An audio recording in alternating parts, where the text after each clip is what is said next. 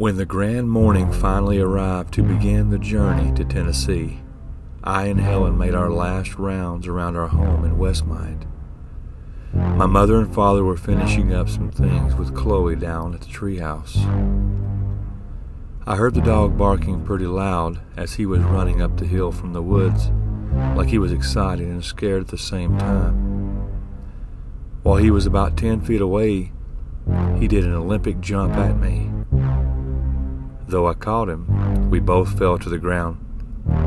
I got back to my feet and began to dust myself off, and I began to look down the hill towards Dad and Mom and Chloe as they made their way up the hill to the driveway, carrying a piece of a shrub or bush from what I could tell. We all gave hugs and kisses, and off we went, honking the horns as we got onto the street. Chloe and Helen were in the wife's car as I was driving the moving truck. We were doing it. We were finally doing it. I had a wonderful family, a great new position with my job, and we were fixing to be living in a brand new house in the big volunteer state.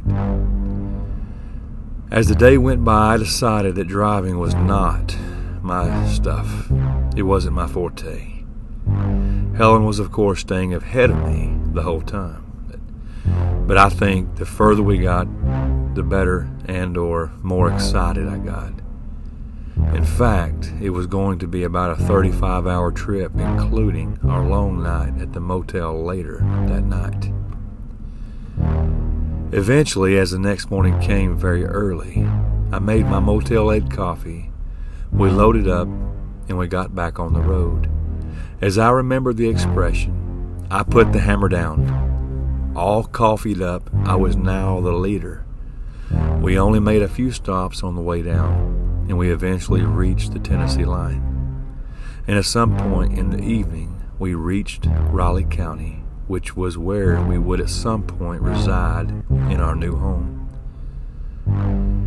After the preparations were made for the house to be built, we lived in a motel until the final stages of the house were complete. This is just so we know how the story goes. During the course of about a 5 to 6 week period, my family and I were finally able to move in and begin our new life in our new 4-bedroom home. What a sight it was. No neighbors for at least a quarter of a mile or so in either direction. I could foresee a long future for us in this home, and not to mention Chloe absolutely loved it there. The wife was almost glowing when she finally stepped foot in the house, as it was 99% complete. The only work left to be done was a little driveway work and landscaping. On this day in particular, I felt it. I felt it couldn't be any better. Well, I must say it damn sure did, because Helen's glow got brighter and her smile got wider as she looked at me and said that she was pregnant. I might as well have passed out when she had told me this, but I just bursted with tears of joy as she walked over to me and we held each other in what would soon be our bedroom.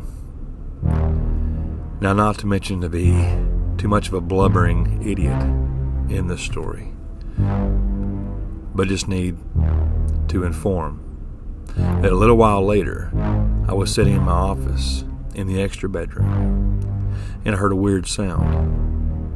A sound that sounded a lot like a swarm of bees in low tones.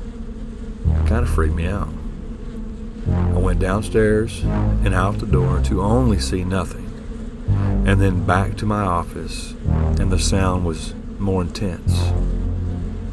I went back downstairs, told Helen about what I'd heard, and then laid down for a nap. Now, this little event that happened reminded me of something, and I couldn't remember exactly of what it was, but it definitely was something significant. Maybe I'll remember soon, I thought to myself.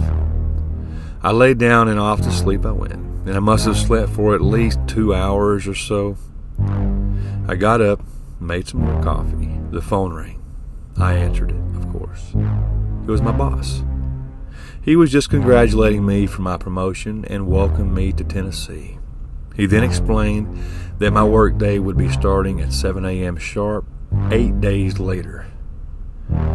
As I was telling him about my wife being pregnant and a few other things, I could hear that buzzing sound again. I quickly told the boss that I had to go, and then I hung up the phone and ran outside. The sound was extremely loud now compared to the last times. Only this time it was like once the sound stopped, it echoed in my ears for a few seconds. At this point, I felt I was actually going mad.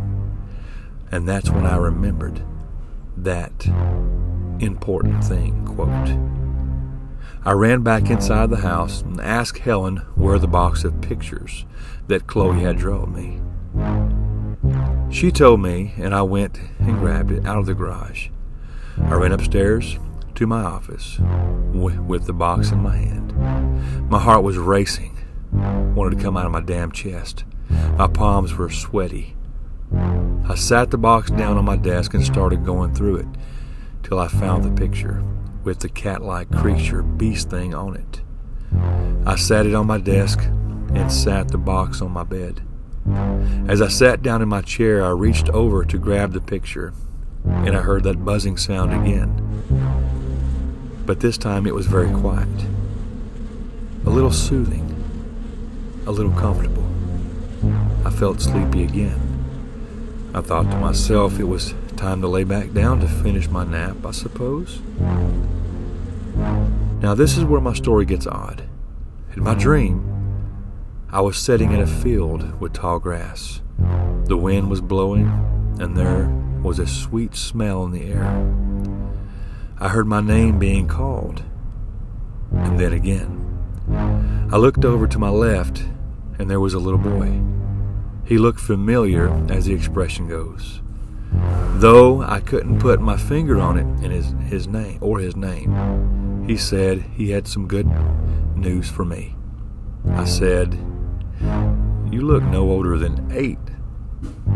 He told me that I had a story in my hands and that I needed to write a book about him. But the story was to begin with a young girl.